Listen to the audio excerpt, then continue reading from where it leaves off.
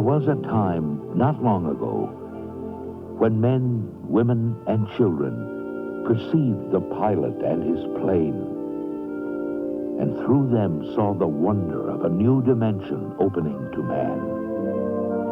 Flight. Time, motion, distance, space, all changed, never again to be the same. Changed by a handful of young men whose giant shadows still reach out to touch us all.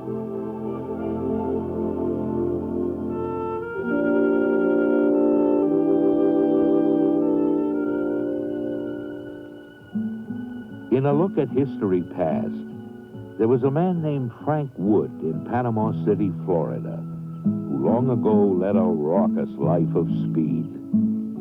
In telling us about his younger days, he recalls the story of a day when he saw a man get on a kite and make it fly through the air. His daughter sets the scene. He tells many interesting stories of those days. Wilbur and his brother. He managed to get the Kitty Hawk in 1903, which was most unexpected. He'd gone down there with a friend of his. In fact, it was Barney Oldfield. Well, we just saw the back end of it sticking out of this barn. And they said, here's our flying machine. Oh, I said, there's a mowing machine. And they said, no, it's our flying machine. Well, it was a darn good big kite. That's what I thought it was. We had a little bit of trouble with the ignition. That was making break. Nothing but two pieces of metal striking together. And we got it to go in, and Wilbur said, let's try it. Well, he had built a track, he and his brother, up this hill. And under this airplane was one wheel, and it fitted in this track. We got it top the hill and got her started up and running all right. And Wilbur laid down to fly it, steered with his arms and feet. Barney said, let's go, and we shoved it off. And he was yelling all the while, let's go, let's go. And it went. I could run as fast as it was running when it left the ground. I knew it would fly. I knew it was light enough, and they had power. I could fly a barn door if I had enough power. He was for the Philadelphia Ledger, I think it was. He said, what are they going to do with it? I said, they're going to show it to the dear public, sell it to the government, and build a lot of them someday. Oh, he said, you're crazy, and he'll go by.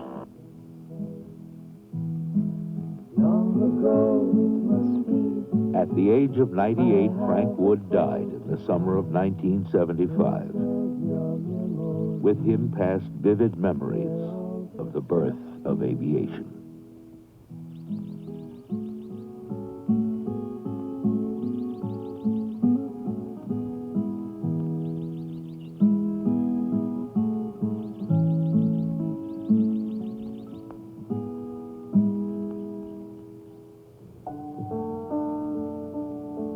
Colonel John A. MacReady, U.S. Air Force retired.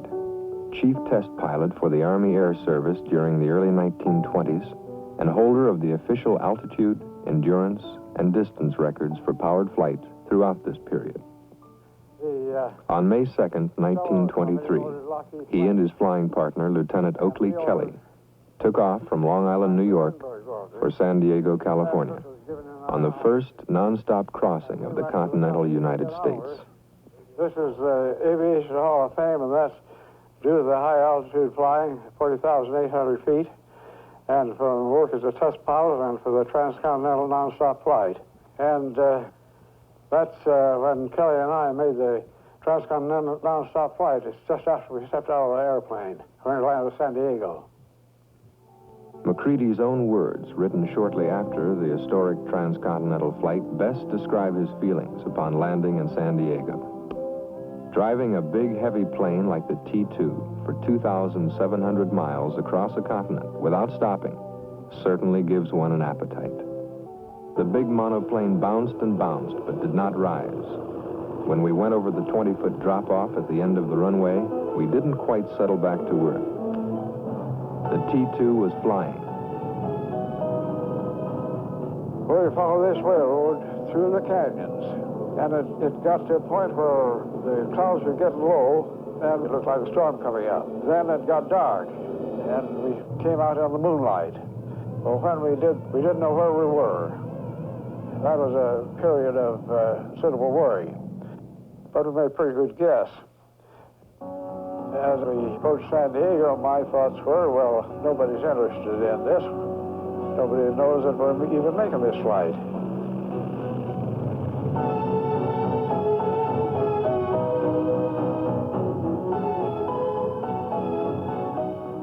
Everyone was excited but Kelly and myself. We'd been working in grease and dirt without rest for such a long time previous to the flight that we had not had an opportunity to think about it from the standpoint of an accomplished act.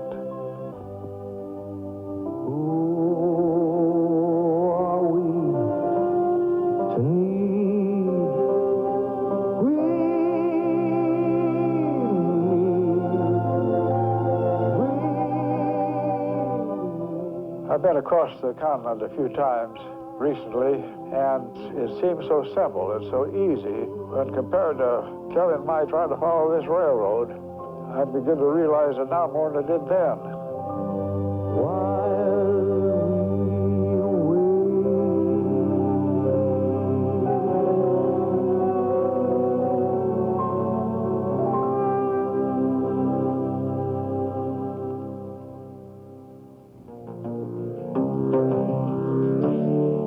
Who would think that only 30 years later, man would be flying faster than sound? And when the X-1 came along in the summer of '47, I was selected as the primary pilot on it.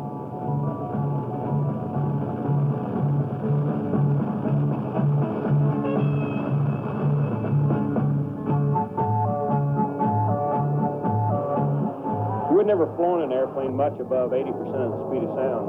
We didn't have any wind tunnel data that showed what would happen to airplanes in the region of the speed of sound. So most of the data that we got from the X-1 went straight into the aircraft industry.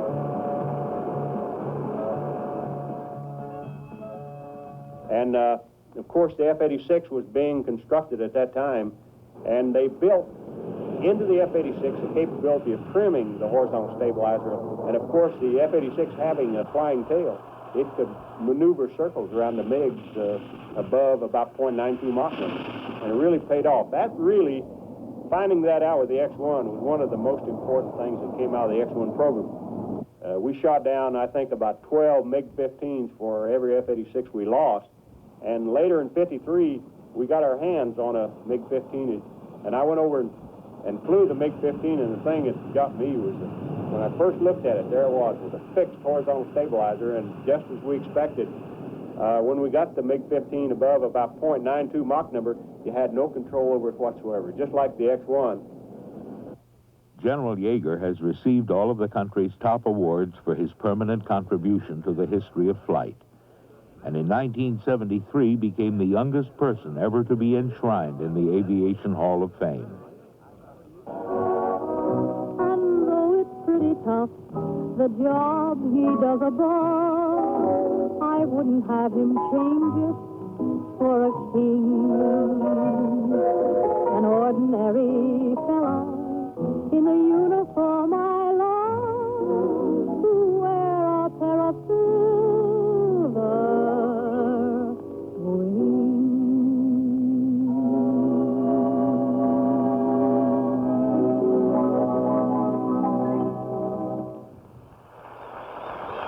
Another pioneer, Jackie Cochran. She started a long time ago lobbying for a separate Air Force. And she's always been adamant about maintaining high standards in the women in the Air Force. I soloed the first time in 1932, and I had never seen an airplane on the ground until Saturday morning, and I soloed Monday morning. I went to England in 1941. And the reason I got to fly to England, General Arnold called me one day, and he said, "Jackie, how would you like to fly some bombers to England?" And I said, "I'd be delighted. Roll them out." Then the British asked me if I could recruit some women pilots. And I recruited 40, actually, and 25 made the grade.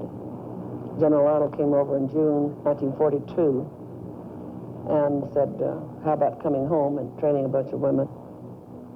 And train them she did, from September 1942 to December 1944. Just over 1,100 lady pilots graduated and went on to fly the best aircraft the Army Air Force had to offer. On the 104, I had 5 records, 3 one time and 2 another time, a year apart.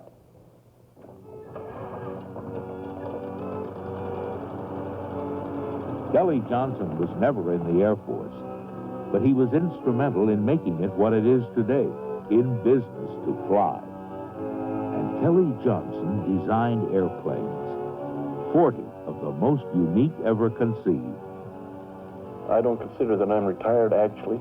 I'm working about as much time as I did before, but working on things that I'm interested in. I think that's rather an ideal situation. I decided when I was 12 years old that I wanted to become an airplane designer. I was encouraged to do this by reading such books as Tom Swift and His Airplane and Collins' Model Airplane Design. So from that point on, I tailored my whole life, all my career, toward airplane design. The Lockheed Lightning was our first pursuit airplane, as it's called in those days, and it came into being just about the start of the war. It was the first airplane that encountered the compressibility wall. We lost a number of airplanes, a number of pilots with that problem.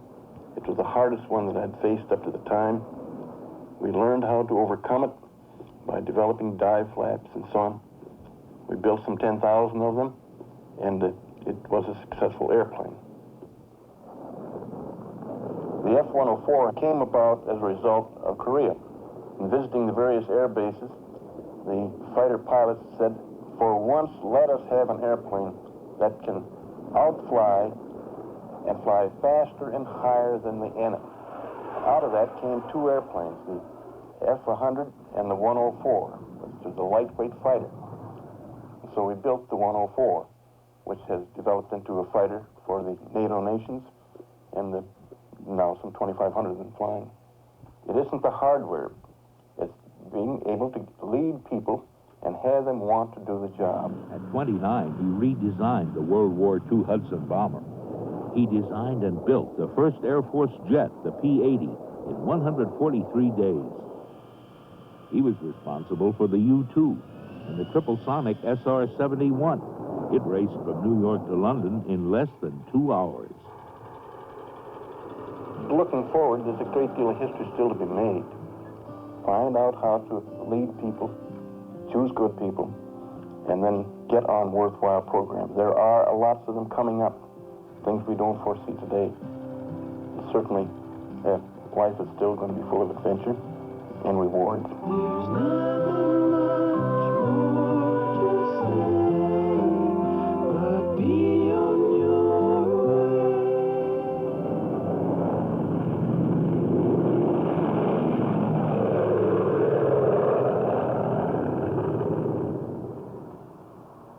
The P-40 wasn't the fastest airplane we had in World War II, and it wasn't the most maneuverable.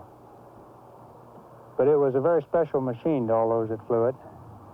And it was a special machine to me, too. That's why I like to fly it today. I'm Colonel Joe Engel. I'm an Air Force astronaut assigned to the Space Shuttle program. The P-40 was just one of the remarkable flying machines of World War II.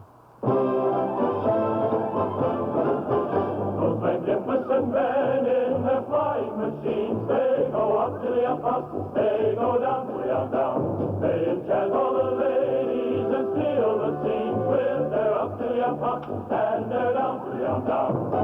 Up, down, flying around, looking the loop and defying the ground.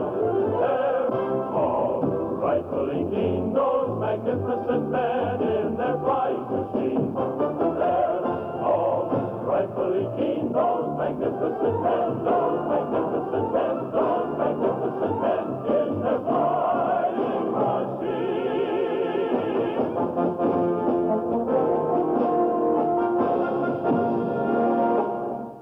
Fortunately, for all of us in the Air Force, this part of our heritage has been preserved as it actually was. It's been preserved by a group of Americans who, simply for love of these old airplanes and the spirit they represent, have formed the Confederate Air Force. They've collected at least one of nearly every American combat airplane that flew during the war, and a few from our allies and former enemies. It's a living history that's been preserved here, and once each year, the Confederate Air Force puts on the air show of all air shows.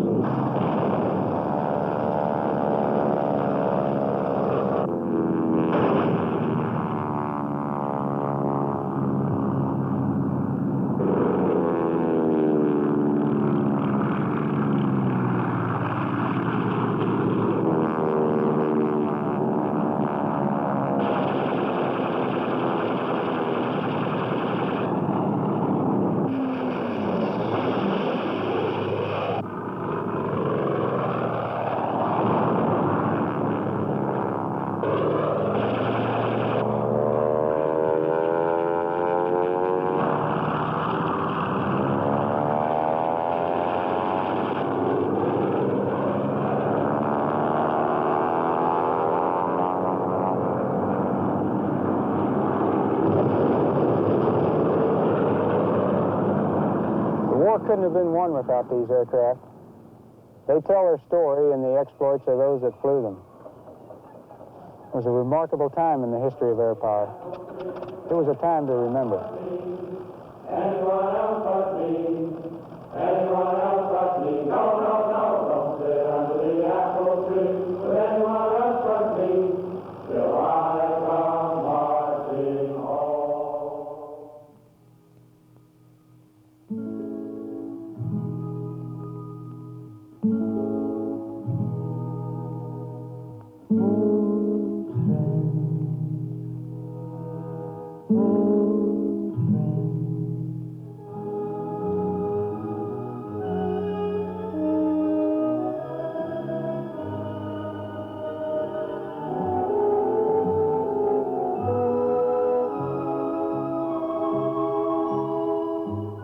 Time, motion, distance, space, all changed, never again to be the same. Changed by a handful of young men whose giant shadows still reach out to touch us all.